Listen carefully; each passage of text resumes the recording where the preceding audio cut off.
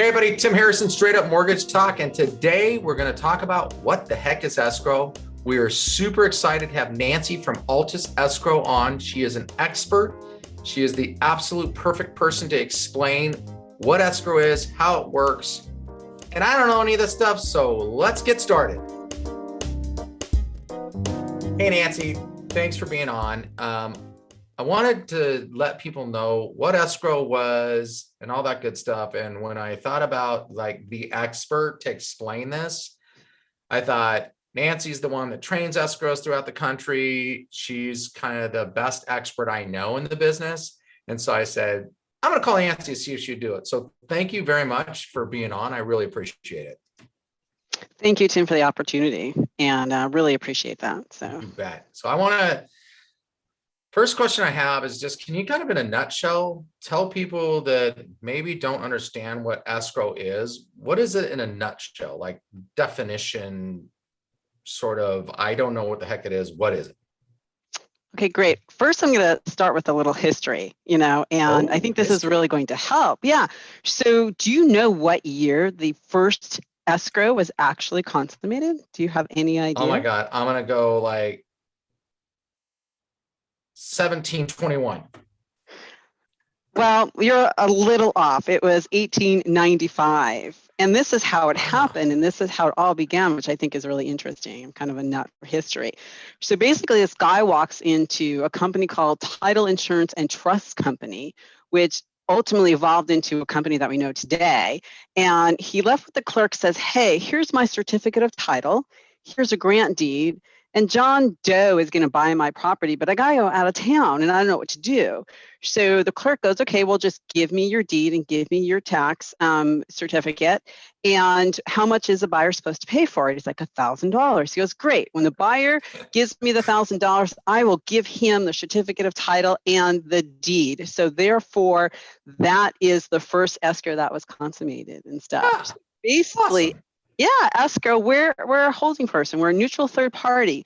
We don't work for the buyer or for the seller. We just help facilitate the transaction. So, you have documents that have to be transferred from one to the other and money that has to correspond with that. So that's what we do. So there's none of this like give and take, like, I don't want to let go of my money. I don't want to let go of my documents. What do? You deposit it with an escrow person. So, and we're actually called escrow holders because we hold the documents and the money and stuff. So that's actually how it first started. So all those years. When you hold money, right? Mm-hmm. Because my next question is about deposits, and people always get nervous about that down payment on their deposit and stuff. But when you hold money, can you explain escrow and I guess it's the fiduciary responsibility of escrow for those funds? Because as I understand it, and I could be wrong, that's why I have you, not me, talking about escrow, is that once that money goes, let's say I buy a property, $500,000, and I got to put, $20,000 on deposit. That $20,000 deposit, as I understand now, is held in escrow, and there's like certain fiduciary responsibilities or trust funds or something like that that goes into the whole. Those funds are now part of the transaction. They're not really that individuals now. How does that work? Like that deposit that's held there? You're absolutely correct. So woo! The money you are, see? Right. So yeah, you've been listening to me. So exciting. Everything I've learned from Nancy. All right. So basically in the contract, when you write a contract, Tim, you're going to buy the house from me, and I want you to put money into escrow, good faith, to show that you really want to buy it, right? So you're going to put $20,000 into escrow, and that is part of consummating the contract. And if we don't receive a deposit into escrow, we technically don't have an escrow. We need those funds. Those funds actually go into an non-interest-bearing trust account where it's not the buyer's money at that point. It's not the seller's money at that point, because we're just holding the money for consummation of whatever is going to happen. And it's not the escrow company's money. That's what it is not the escrow. Being held in trust means. It cannot be mixed in your regular operating budgets, payrolls, anything. Correct. It is a completely separate account, right? It is completely separate. And then here's another fun fact for you is that we have every file has an escrow number, and people are going to say, wow, we have that $250,000, FDIC insurance. What happens with it? Well, it is not the total sum of our trust account. It's each individual file that we have that is insured if something should happen on a particular day. So, so every escrow number or account is insured up to that 250, just like our savings, checking, and stuff like that. See, I didn't actually know that they were insured. Yes. In an escrow. I actually never even thought of that. I just thought, well, it's being held somewhere in a private little account. They can't touch it. But I didn't actually understand it's FDIC insured. I'm sure when I passed some test, I knew that for like 5 minutes. Right. So our trust account, so Atlus Escrow is licensed by the Department of Financial Protection and Innovation, a new name change. And part of my license is those trust account funds, and actually our general account has to be banked with a bank that is FDIC insured. So it is a requirement of my license that I have that, banked with a bank that provides that insurance. So if there are funds on transactions that we cannot do because they can't go into a federally insured bank, we can't do those types of transactions. And that would be, your I would say your marijuana escrows and stuff. So, we cannot do. There's a lot of money in that. You sure you can't get licensed in that? And your staff will be a lot more relaxed. I'm just saying. I think the whole industry would be happier at month end as far as that goes. Escrow is a little stressful. I have to say they could use a little bit of that green business. A little brownies, right? A little bit of green business, right? So explain when a buyer puts a deposit. We know it's safe now. It's FDIC insured. Hey, I learned something new. Now that money's in deposit. They're going through the escrow. People are super wigged out. Like once they put that $20,000, it's like gone. But there's certain timeframes in the contract, like contingency for inspection, for appraisal, for loan, full approval and release and everything. That money is being held in deposit. And two things. One, it just goes towards the total cash to close. Granted, the transaction closes, right? Let's say that they actually don't have a problem with inspections and that kind of thing. So that buyers don't get so nervous about putting their deposit down. Let's say they found out that the house was falling off the foundation and or they drove by in the middle of the night and, the Hell's Angels hang around in the front yard or something. I don't know. That was a big motorcycle gang when I was a kid. I don't know anymore. So, and they decide they're going to pull out before one of those contingencies. What happens with that deposit?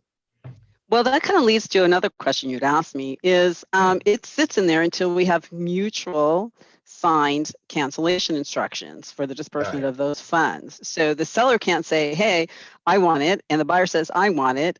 We sit and wait until we have, mutually agreed upon disbursements. And that's what escrow instructions are. And that's how we operate. We operate on instructions. Buyers and sellers are the principals to our transaction, and they instruct us on what they want to happen in their transaction. Whether there's a termite company, a termite report, or home protection, we have to make sure that we have an instruction to do what they want to do in the transaction. From either side or seller or buyer or both, but they follow the contract. So if the contract says there's an inspection period for 17 days, and if the borrower says, I'm not happy with the inspection, I'm going to cancel the transaction, then they go to the contract that says that deposit would be refunded to the buyer in a normal contract. In a normal contract, and that would be section 14, yes, it does say that. However, licensed by the Department of Financial Protection and Innovation, we have to have a separate disbursement in regards to those funds. I just can't release it to the buyer or to the seller, which is that provision in there. It's an automatic provision. We need to have something in writing what to do with those funds, because the cancellation approved by both buyer and seller. Correct, because it depends on when it cancels. So if usually in the beginning of the transaction and they cancel, most of the time funds are returned to the buyer. However, if there are things that we had to do, like an HOA or something, and funds need to be dispersed or we need to be reimbursed for that, that would come through come out of that deposit. You're speaking mortgage and escrow talk. HOA, homeowners association, Sorry. to transfer that property. They sometimes always require some sort of funds up front to transfer that file or get the covenants and whatever the heck you call those things, CC&Rs, CC&Rs over to the bylaws. buyer. And so they might charge Right. $200-300 to get those things so that the buyer can review them. If escrow or somebody's had to pay them, then of course and you cancel later, they're going to want those funds because they had to pay for them out of the escrow. So Correct. that's what she's talking about with like other potential bills, or maybe the termite was already done or whatever else. There might be some restrictions on that deposit. But in a normal case, that kind of, like you said, the escrow or the cancellation of that escrow happens real early. Like that's why they have the inspection period on the property in that 7 to 10 day period of time, because they want to make sure that before money starts getting spent, before we start paying for CC&Rs, before we start paying for termite and all that, that we either find out whether it's a go or not, because otherwise there's no reason to spend anybody's money and the refund gets 100% back to the buyer because they canceled. Normal. Correct. Okay. Correct. Awesome. And normal. Right. Correct. All right. So now I want to get into the weird one that people don't quite understand. You probably have to answer this a lot. And that is, when you're going through an escrow, there's a statement of information form that has to be filled out. In a title company, you get to be the bearer of bad news and ask the buyers and probably sellers to fill this out. But it's really for the title company to get sort of find out information. Can you explain what is the statement of information? Why do they use it? Why is it important? Sure. So a statement of information, or as we call it, an SI, you might see it named that way, is a form that you complete so we can tell basically things about you. So your social security number, your driver's license, where you've lived, where you work. The reason why we need that information is because things are recorded, such as deeds of trust or liens against people and against property. That part of our job, our facilitator job working with the title company, is to clear those liens. So if someone had a common name like Smith, Jones, Gutierrez, Rodriguez, Harrison, mine's a little different, Silberberg. Right. But yeah, we're a little different. So if you have such a name, there could be thousands of liens against that same name. The likelihood is, it could be someone else. So we need that information. Could be somebody else's child support, not Tim Harrison, Clay Harrison, right? They ask for the middle initial. They ask for as much detail as possible, especially if you have a simple name like mine, that you don't just put Tim Harrison on your document. You probably fill out that stuff and say Timothy Clay Harrison, because you want to try to differentiate as much as possible from some other deadbeat Tim Harrison. There's no deadbeat Tims. They're all fantastic. Tims are great people. Is it Tim or Timothy? Right. But I'm going to put Timothy on there because I want to make sure I'm weeded out. When they go to do that research, what we don't know, which is very interesting for people to realize, like all this privacy stuff we find and we sign and we do all this stuff, and they come to find out the county recorder's office is like open season, right? I mean, you could have a bankruptcy, foreclosures, you could have all this kind of stuff, divorce paperwork, and there's really no restriction in that information being accessed to some degree because it's public records. But they also don't record things like liens, which is recorded at the county recorder's office, by social security numbers. They record it under names. So they're trying to weed that, and addresses, right? So they ask where you've worked, where you've lived for like 10 years, right?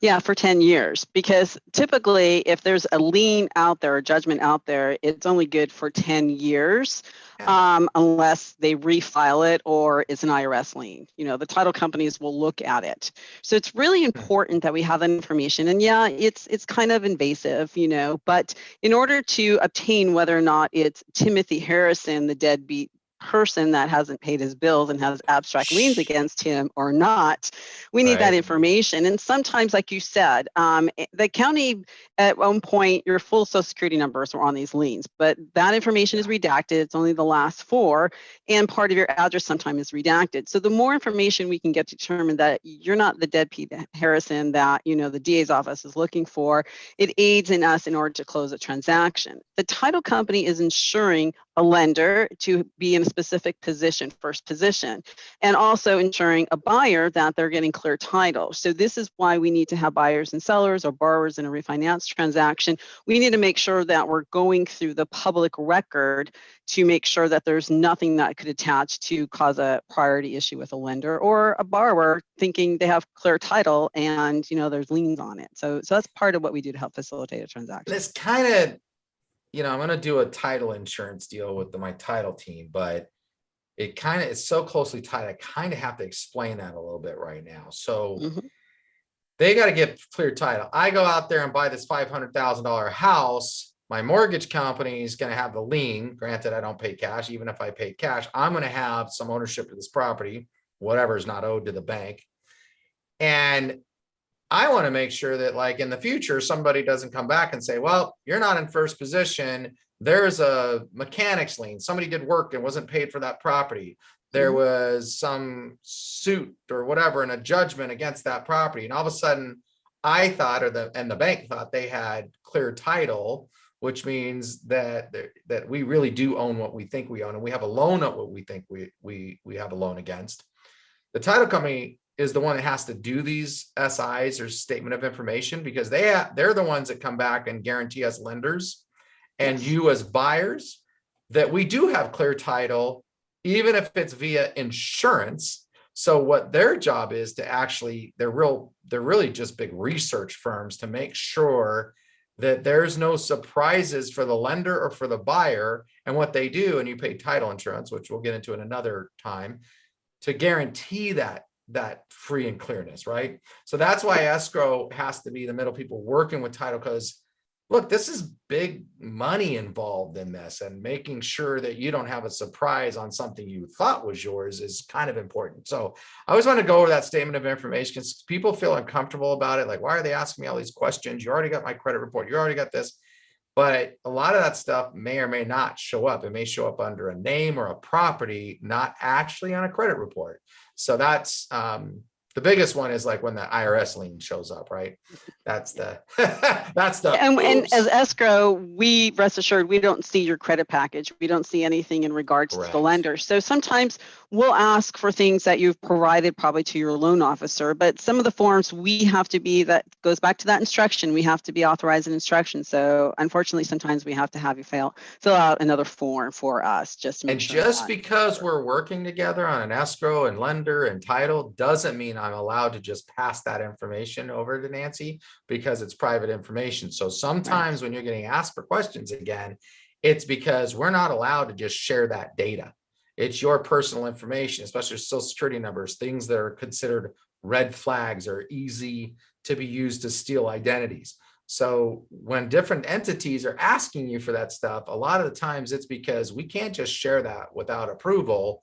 And even then, a lot of companies are pretty skeptical about doing that for, suits and all that stuff. So, all right. I wanted to ask another question, like, what are escrow instructions? We're like, we already have a purchase contract. We've got this agreement. We've got all this, or I've already made my deal with my lender about what's going to happen on a refinance. And then all of a sudden I get this humongous package from escrow that I have to start filling out. Like, I already did this on the purchase contract. Why the escrow instructions? Because it's basically the same kind of thing. Some of it's the same, but some of it is to, once again, instruct us to do certain things. Like, we are to obtain maybe a disclosure report for you. We are telling you our money is going into a non-interest bearing trust account. We prorate taxes on a 30-day basis. So these are things that we are instructed to do specific to what we do. We don't ever see the property. So I'm not concerned with if you maybe, have an issue with the drapes fell down or something like that. We don't get into that and some of the information that's on the contract in regards to inspections. In regards to lot lines or something, we just need to have something in writing to authorize us to do what we need to do to help you consummate your transaction. All right. So they get this escrow instructions, they sign. A lot of that stuff is, again, what was in the purchase contract, but sort of your stuff looks a little bit more legal, right? I mean, it sort of feels a little bit more And I guess now that contracts are done with DocuSign and it's all typed in there on the purchase contracts, it looks pretty legal too. And of course, there's all this legal terms and everything, but Right. the escrow is really, other than the things you mentioned, restating what's in the purchase contract. You don't change anything from the purchase contract without an amendment saying we're changing this from what was agreed on initially, correct? Correct. So our escrow instructions mirror the contracts, as you Perfect. stated. And when we start doing escrow amendments, then we're actually changing what was once agreed upon. It could be a vesting, it could be a credit for closing costs or something. It could be now they want a home warranty. Yes, I see your title out there. Legal terms, vesting. Yes. So vesting is how you're going to hold title. So is it just going to be Timothy Harrison? And are you a married man, or a single man, an unmarried man? Depends on the mood of the wife, if I'm still married. But so far, so good. 33 years later. Okay, but right. Yeah, so vesting is you have to instruct Nancy and team or the escrow company how you want to hold title. Do you want to hold it as joint tenants? Somebody dies, it goes to the other person. Do you want to hold it in a trust? Do you have a trust? Do you want to hold it in tenants in common? We all have these different rights. And escrow, although they won't steer you, they'll give you information that tells you how you might hold that property and what the differences are of right of survivorship or whatnot. And like I have one right now where I need to figure out how I'm going to handle the title because I want different things to happen than other properties I've owned. And so that's vesting. And so you're handling the vesting and the deposit gets put into your account. We fill out the escrow instruction, the SI. We found out, hey, that wasn't really Tim Harrison, the deadbeat dude that didn't pay his child support. This is a different Tim Harrison. He's the good guy. Title clears us all, and we're getting ready to close. So now, again, if it's cash, real simple, not a whole lot of loan docs to sign, but then I don't like those people because they don't use me. I can't pay my family. I can't get new shoes for the kids. So we've got the loan docs come into escrow, or the loan docs are in, meaning the lenders approve the loan. We're woohoo, off to the races. We're ready to close. So escrow really comes in at the real, like you guys are the closers. You're the important part when we finally get to there about closing on time, because everybody likes to close on time because we have moving trucks and we have buyers that are the sellers that are trying to buy another house. And this is where everything gets super hot. And if somebody's off by a day, it creates problems in people's lives. And then realtors grow really, really big, long teeth and take pieces of our bodies out with the gashes because their sellers and buyers are taking it out of them, and it rolls downhill. So what happens when you get to that closing table, or, you know, signing the documents, getting ready to close the loan? How's that going? Like what happens? And when do they wire that rest of the money in and that kind of stuff? Right. So great question. I get this question a lot. What happens? So like you said, so there's a loan involved, right? Your company, of course, got it in on time. We got the loan documents in. Of course we did. Absolutely. Yeah. So what happens is because that we're afraid of realtors. We did. I think, like you said, we're the backstop, right? We're the facilitator. We're in it in the beginning, middle, and end. We're the backstop. You know, it doesn't close until we say that it closes. So we better make sure that we're hitting all the right time frames, as you said. So what happens is once you buyer will sign your loan documents, there several things have to happen. It all happens simultaneously. We're going to give you a dollar amount to wire transfer us the funds. The reason why it needs to be a wire transfer is a California law called the Good Funds Law. If you give me a personal check, I have to wait 7 to 10 days for that check to clear. And you know, the realtors by then, I'm sure I will be less than my current height at that particular point in time. Right. So a wire transfer is the best form of good funds that we have. You wire your funds in. That package, that loan package gets split up. Most of it goes back to your company, Right. the lender, or and most of it goes to the title company. We make sure that all those things that the buyers and seller agreed upon are in escrow. We have a clear title termite if there's supposed to be a termite. The title company is satisfied with everything we've given to them. You have your home warranty, your home protection. Then at that time, the funder reviews it, they'll fund the file, and they'll fund that money over to the title company. Once the title company gets the funds and we authorize them, we say, yes, record the transaction, they'll record the grant deed and they'll record your deed of trust. At that point, once it records, then congratulations, buyer, that is legally your house. Whether or not you have possession when it closes depends on your contract. Some days it could be the same day, some days it could be 3 days later. Then And at that's that, because like the seller doesn't want to move out and find out like the person lost their job last second and they can't really close and they just moved out of the house that they're still going to own because some tragic thing like a loss of job or death or something happened. So a lot of times if the people are living in the house, there's going to be 3 plus potentially 3 days is the most common right. that the seller kind of has time after close to get out of the property. So let me back up a couple of things. Okay. So you said title gets the money, even though the escrow is the middle people and everything. And the reason the title gets the money, remember back to what we were talking about, title guarantees the clear title to the property. Title wants to get that money, the title insurance company, they want to handle the payoffs on the old loans or the seller or whoever, because remember who's responsible if there's a problem in title in the future? Not Nancy and escrow, not the Tim Harrison lender. It's the title company who's insured that. So they're very controlling. But I guess if I was insuring like 500 or 600,000, I'd probably want to make sure that I handle paying off Guido, the loan shark that had the loan against the property, and making sure that the paperwork signed and I have proper documents to say, dude, you were paid off, Guido, go away, right? So that's why the money goes to title, so they can handle the payoffs. And then they can say, payoffs are cleared. Nancy at escrow, title agrees to let this record. And that means it goes to the county recorder's office, where it's all public information again.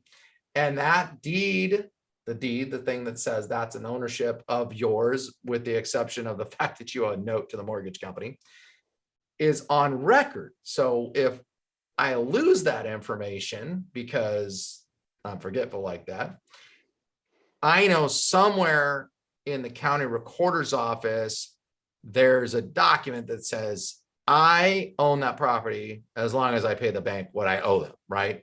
So that, just to give you why title company gives that information, when you close the loan out, right, or you close the escrow out, the funds have come in, the title's done it, you've recorded. Now you're closing the file.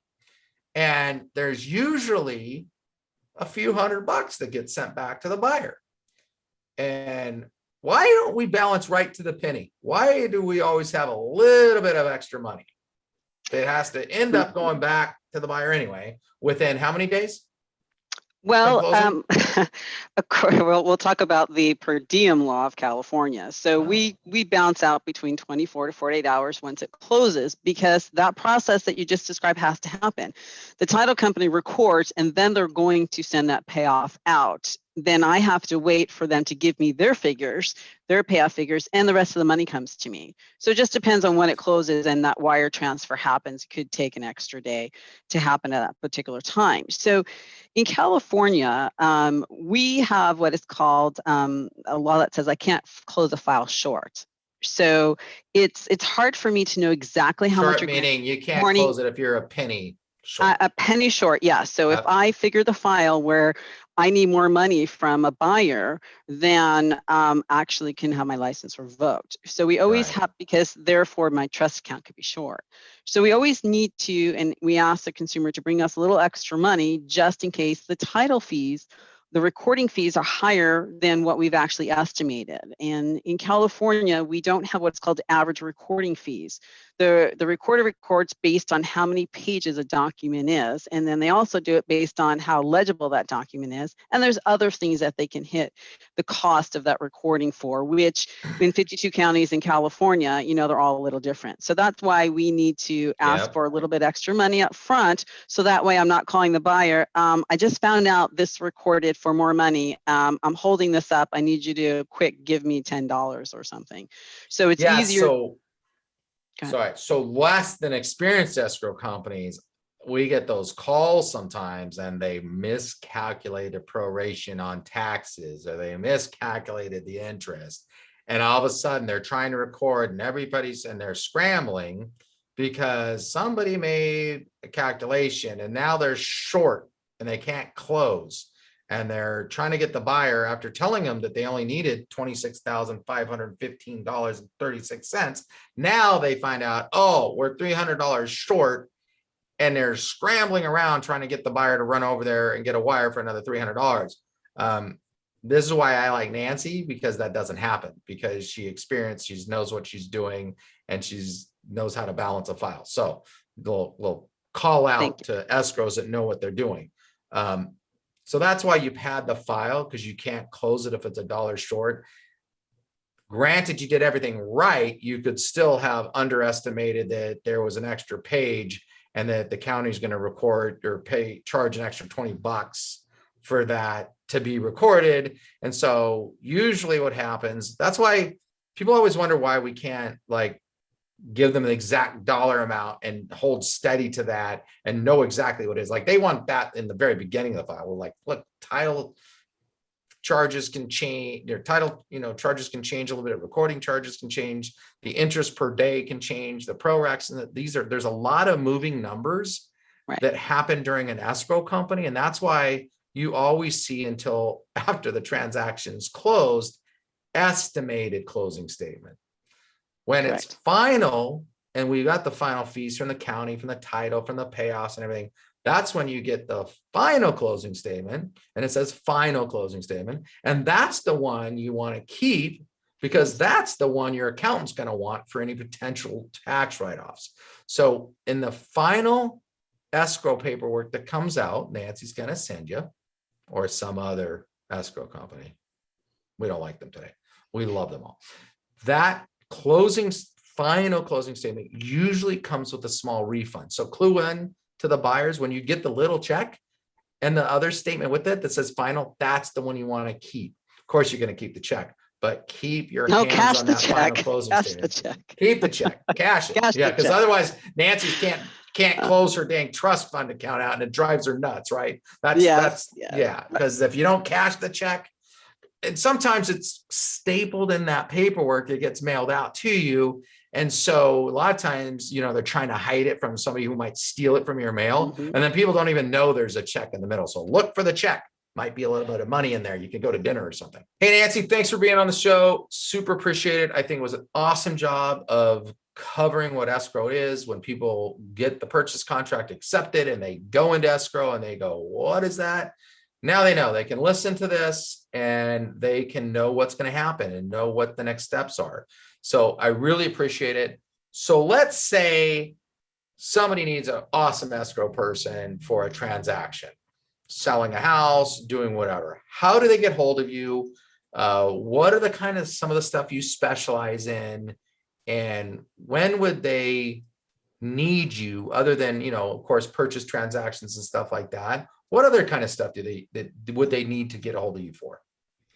Well, first of all, Tim, thank you and your staff again. We love working with you and your team, and it just makes it such a pleasure to work with such a professional staff. Thank you. Buyers and sellers out there, you got a whole team behind you working, and it's very important that we all work together. We at Atlus Escrow handle many types of escrows. So we handle your traditional resale escrow. We handle where maybe a private party is going to loan someone else some money, so as a second or maybe even a first against the property. We handle manufactured homes, mobile homes. We handle business transactions. Yeah, business transactions. So if you're selling your restaurant, you're selling, your 7-Eleven or your gas station or, your dry cleaner, we can help you do that as well. If you have a liquor license you're going to sell, we can help you do that as well. So so we handle many different things. Whenever you need that third party just to hold documents and money, we're here for you. And you could reach me at my phone number is area code 909-920-9187. I'll repeat that, 909-920-9187. And you can email to make the email address easier for you. You can put info, I-N-F-O, at Altus, A-L-T-U-S, escrow.com. Private email is Awesome. Silberberg, so N-S-I-L-B-E-R-B-E-R-G. It is a tongue twister, unlike Harrison, at altusescrow.com. So N Silberberg at altusescrow.com. And Yeah, thank you just do the so much. info at altusescrow.com because that's why she has it. It's simpler. Yeah. Can't even say your name right, let alone, spell it. So that's, with a name like Harrison.